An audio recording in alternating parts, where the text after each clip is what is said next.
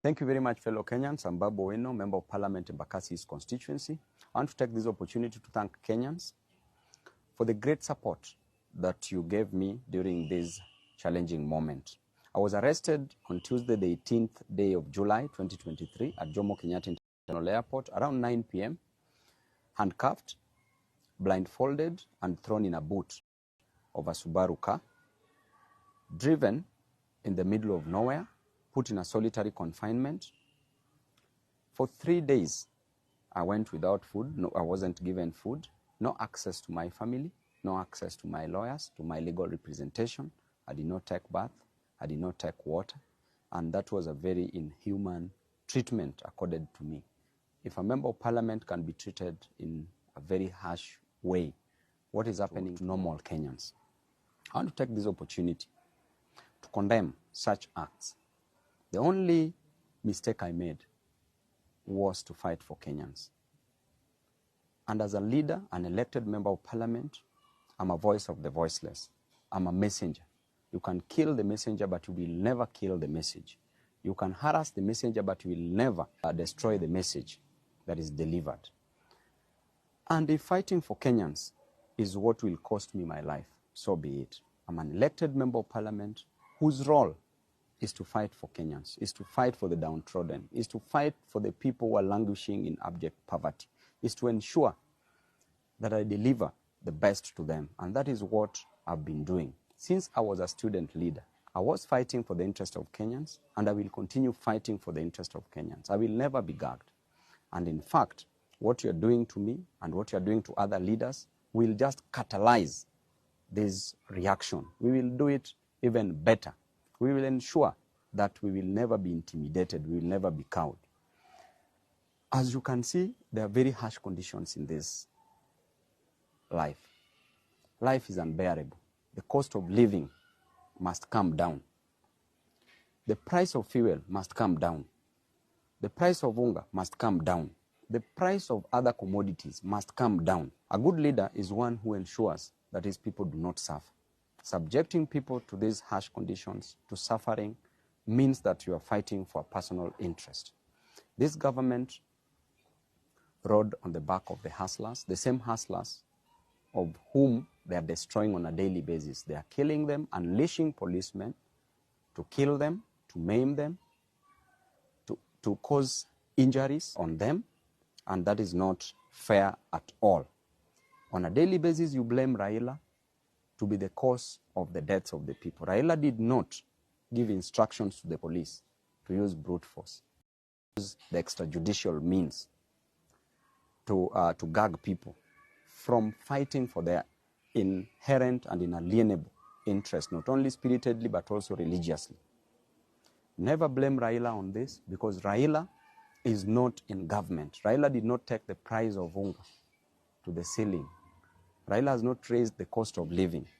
You as President Ruto, you as Rigathi Gachagua, what you are doing to the people is to deny them their fundamental human rights. In addition to that, you are killing them. You are destroying them. These hustlers, what will you tell them in 2027? How will you explain to them that you are the same person who used to fight for their interest, that you are the same person who condemned the extrajudicial killings? How will you explain to these hustlers? And I can tell you, even in the Bible itself, a story is told in the book of 1 Kings from chapter 12.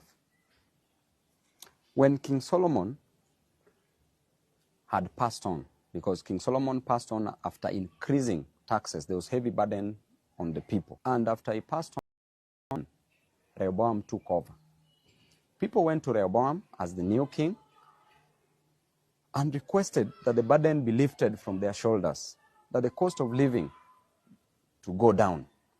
And I invite you as Ruto to read this book, because it will teach you a lot.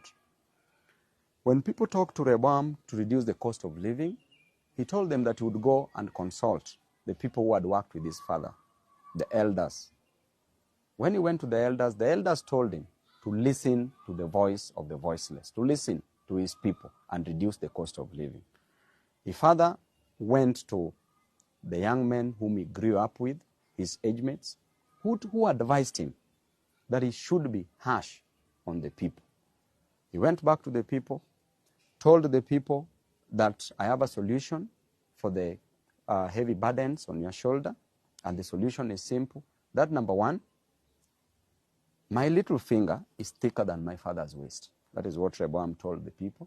Number two, he said, if my father used whips on you, I will unleash scorpions on you. The third thing that Rehoboam told the people is that if there is heavy burden on you, I will make it heavier. This made people to rebel. Harsh treatment of the people, it led to the 12 tribes being divided into two kingdoms.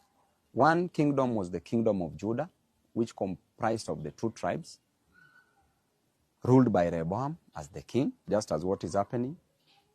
And the other 10 tribes rebelled, and they formed the kingdom of Israel that was ruled by Jeroboam. And I can assure you that if you impose heavy taxes on your people, you are meant to go down. You will go down. It doesn't matter who is the messenger. You can destroy the messengers, but the message is clear that you will go down. You may be advised by the fools around you, as we always know, and a leader is known by the people surrounding him. If you are surrounded by the 4 fools, you become the 5th fool. If you're surrounded by 4 wise men, you become the 5th wise man. But as things are clear, in black and white, you are surrounded by fools. I can clearly tell you that Kenya, where it is headed, just like in the Bible, will go down because of the heavy cost of living you're imposing on the people. Because of the high cost of living, people lack a lot in life. You are rushing to build for people houses. People don't need houses. People just need food. People need school fees. And as a leader, I know what it is to lack food. That's why I will fight for them, because I lacked food at some point. You tell me you lack food, I know what it is to lack food. If you tell me that you lack school fees, I know what it is to lack school fees. You are rushing to build for people houses, which is not a main challenge, but people's main challenge is the food. Just let the cost of living come down. If it doesn't come down, it must be forced to come down. Lastly, I would like to advise Rachel Ruto and Bishop Dorcas Gachagua that you don't need to pray for Kenya. You don't need to pray for people. Pray for your husbands. The problem is in your house. The problem is not outside the door. You are living with the problem. Don't cast the demons. Look near you. You will see them. We will continue fighting. And to Kenyans, we will always fight for you. Members of the press, we thank you very much for being on the side of the people. Tibim.